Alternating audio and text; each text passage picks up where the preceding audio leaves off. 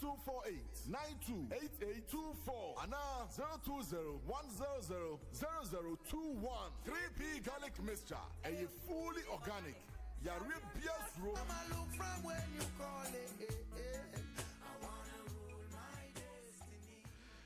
Abusia ma mensan ema akwaba emfa wo emra dwumadi esu enne anope aha eye Liberty 92.7 FM yene yewra Benjamin William Esa eni enkomo papa yi eye Dr. Mahmoud Bawumia ne campaign team Western North coordinator ono ena bibia esi ne sereso or a former chairman Emma MPP Western North.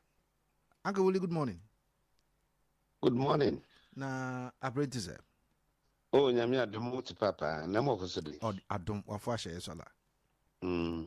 Okay. Anopedi ye frɛ wa bone enim. Dr. Mahmoud Bawumia has promised the Obama Ghanaians a world-class development. Say yeto aba emano mane ba be ye omampania.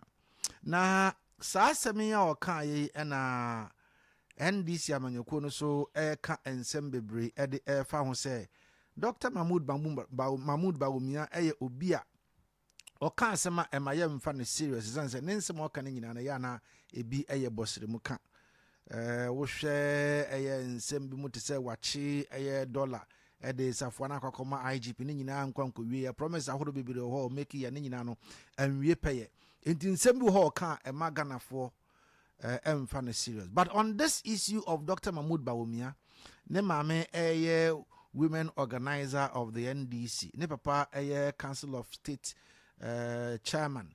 Na owa nuanu mienu nso obonso no epreye ewo NDC amanyɔkuo no edimu as DCE and MCE.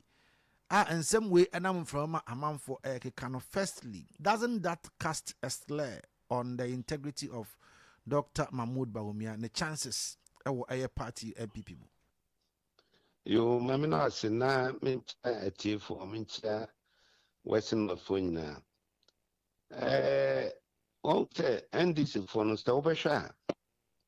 There is a deliberate strategy.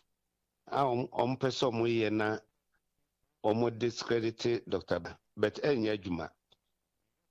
Na my background kakra e kan sem efa some of the candidates na Dr. Bawumia no mo contest mu first no all of a sudden omo start say omo support bi mu say oh ye the NDC for say mo de we ba the NDC for beto abama na Bawumia de ento ma no we say omo am say historically no Bawumia stand a better chance of winning the 2028 elections.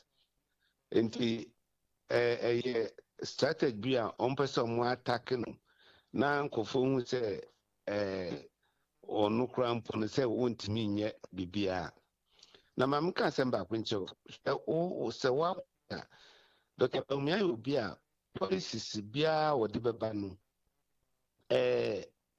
NDC for no mo implement it. In the sense sa gold purchase ni good for oil ni ade nyina and then NDC for abeti gold body. Number 2, so share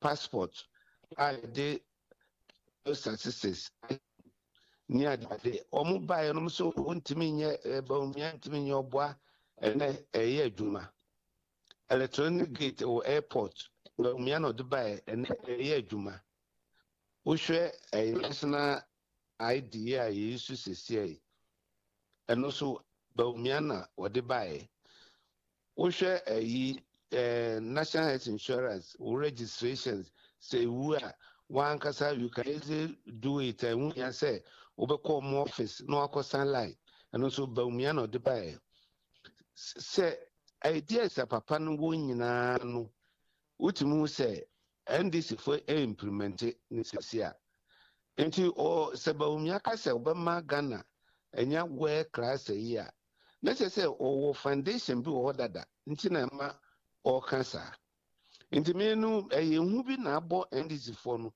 because unim say abam bia ni oteso no free form time now wo hand over money on call contest enti and this for no say Baumia lusu fine walusu nti Ghana for because and yensa man second chance na ono so mehwe ade so ye nti so case of them world class a year yes un friend beto aboa na ni nanja bibi so ono no oda sebka fra woso daya odwen Ghana nkankon ene ye wo technology ene de travel the whole world nti se wo to me nkran akrompo a sometimes wo a utimi fa phone na wo da nyoma bi a wo pe in about 30 minutes na ride at their bro na enye technology abdo me de ba yanka say me tuka na me ko toto sa nyoma nim nti ni nyina ya de eye fie bi na bom nti sana tie de yen start na yen se no na de ntina nka wo ye NDC ni a wutimi ka se mo de sa MPP for sa candidate ni de mo de ne ba ye beto abama no na wo na wo be kire selection ye ko boy bo wonye coach wo na wo be kire players a inform ko ye no mu nkosi akan nti eno there that is their strategy and number 2 omu ka se Baumia na busioni we contest we nan mami women organizer na Ghana se me ka se me mawo historical antecedent omu na omu join even UP omu jai by CPP omu P keke na politics so there sebeka fra etisa sorry wo ko sorry na ofi se aso no nia wo hwehwe o no nya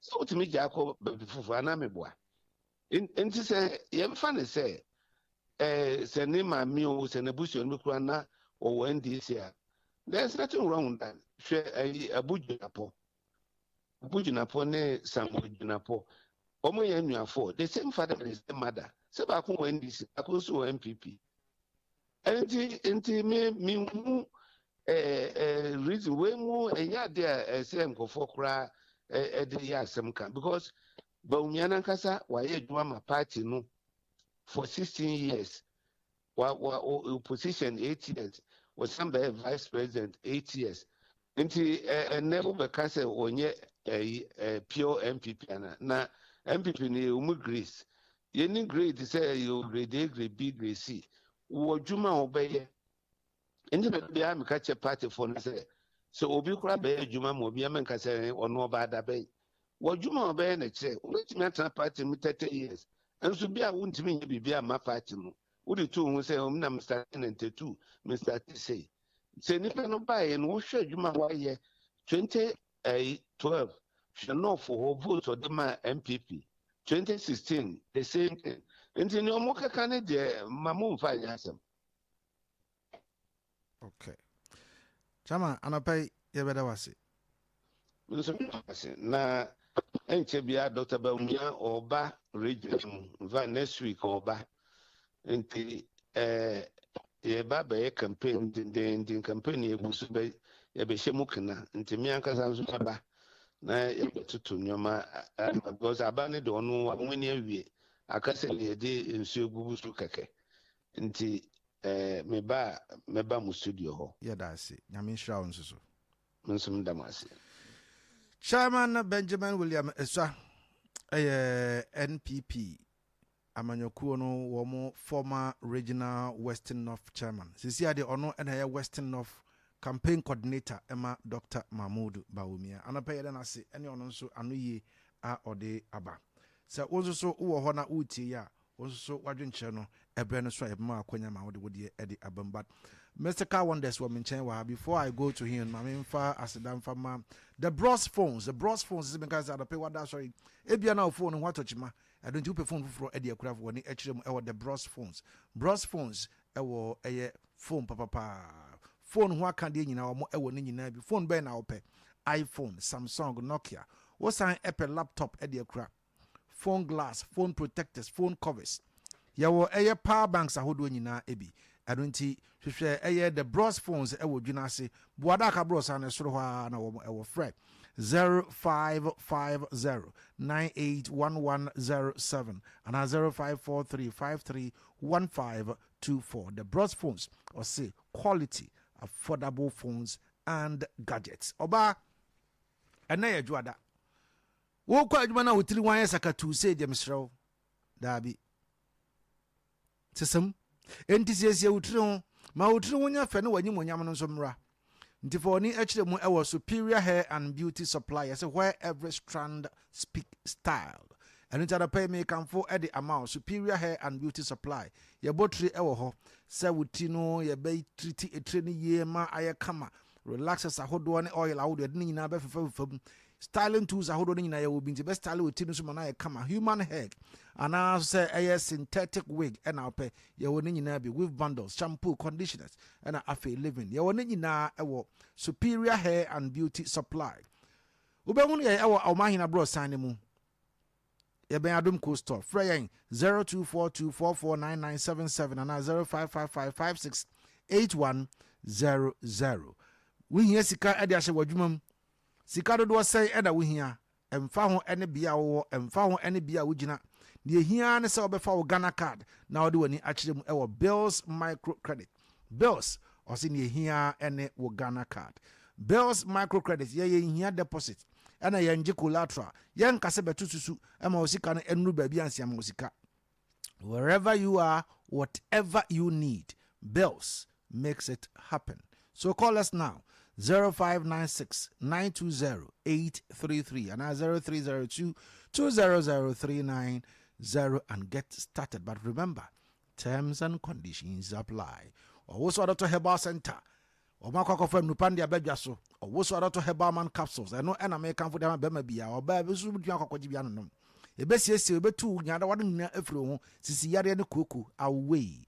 Enti obia for any enchemu e obia eton aduro bia nkonkogene de dodo na wo patu afre owo so Dr. Herbal Center 0242702662 and 0545355796 anapa insuo ya de nyina nti mansuo ml na nsuo nso de me kanfo ama waye ba akopɛ eno a ene density natural mineral water ya wono 500 mm sachet ne 19.5 liter bottles.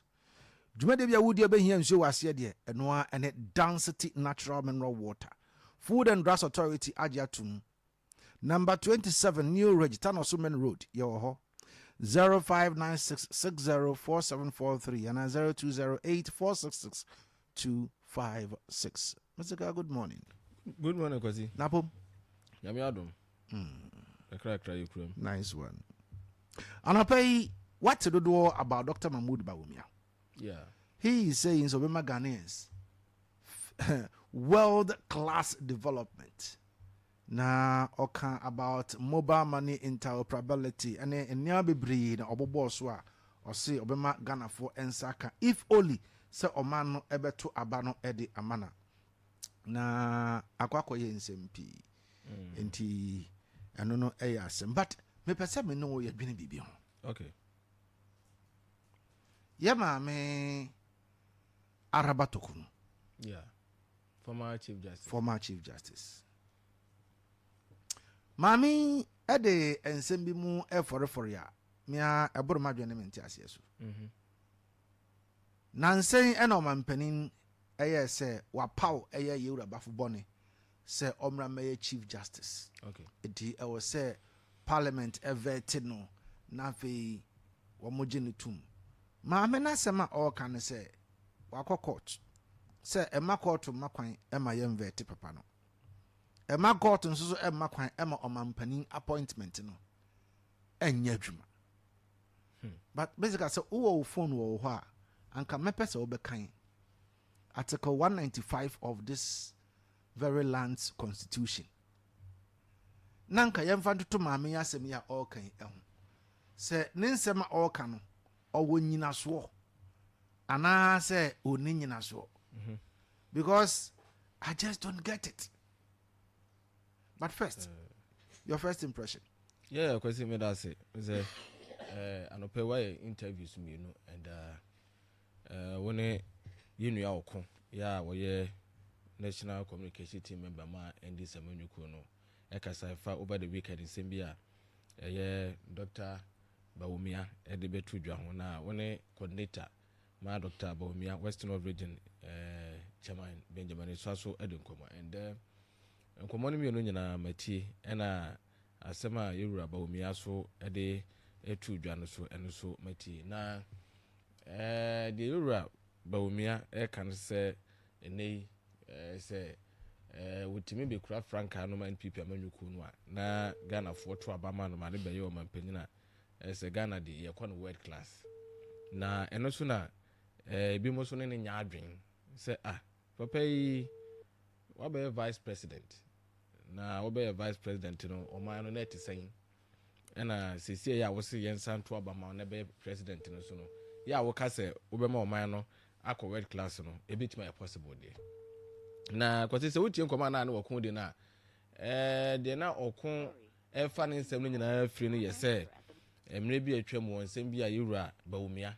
ekan ya to him ohun se enye no na obe vice president no oye yenti nsem a yewura Bawumia kan no ohun se enye no kure enya de obetimi ayesa de no na wotie nsem bi so a ekoba na chairman for the NDC omo eka nsem bi ya oko anope ono so kura ka bi se yewura Bawumia ne papa ye NDC ni adi position wo amanyuko ne maame sim ne nuanom bi ene na de ade nti wo hwe yewura Bawumia wono podi waka se orefi ukrom hene aban a wo yira wo bedwase ene nti Dr. Bawumia doesn't belong to the NPP but rather the NDC na ono wayira ne krom hina ben no ne refi enti na ama ne ma ekwada we de mesro ma yemfa Alhaji Inusa Fuseni oye emranimu ni na yemane ma yenkyeremu kakra efa asemwe ho. Alhaji, good morning. Good morning. How are you? I'm very fine. Yourself, sir? You can't complain. We are fine. Okay. Our former Chief Justice has filed a suit at the court, which she is of the view that the president cannot appoint anyone to take over her position, and she's also praying the court to stop the parliament from vetting the appointment and vetting of Justice Bafo Bonnie. From where you sit as a lawyer, has she a case? Well, it will be a difficult case for the court. Difficult case for the court? Yes. What do you mean, Alhaji? It means that the court will be hard put to restrain the president and parliament. Because meaning the court cannot restrain the president and that of the parliament. So the powers of the president, the powers of the court, the powers of parliament are given by the Constitution. So all powers of the various arms of government derive from the Constitution. The Constitution, Article 144(1), nominate a Chief Justice in consultation with the Council of State and appoint that Chief Justice with approval of Parliament. So if the President is acting in accordance with the Constitution, how can you stop him? How can you stop him? And if Parliament, with the approval of Parliament, and parliamentary approval manifests itself in vetting. So how can the court say that the President having appointed and nominated a Chief Justice in consultation with the Council of State and referred that Chief Justice to Parliament for approval, Parliament should not do its work? It's very difficult. So when the President appoints, no one can restrain? If the President appoints in accordance with the authority given him by the Constitution. And what the President did, is it in consultation with the Council of State or? So if you can show that there was no consultation, the Bafo Bonnie is appointed with a prior parliamentary approval, you can fault the appointment. And Parliament too cannot be stopped. It inverted. No, Parliament is doing his job. That job is not given to Parliament by the court. It's given to Parliament. Because even if you look at the evidence decree, I think that Section 10 or so of the evidence decree, these are official acts. And the official acts are presumed to be done lawfully. There's a rebuttable, there's a rebuttable presumption that what the president has done is in accordance with the Constitution. And if you are to advise the president on this, what would be your advice? Constitution is not built on humanitarianism. Constitution is built on the law. So the law is the law is the law. The law.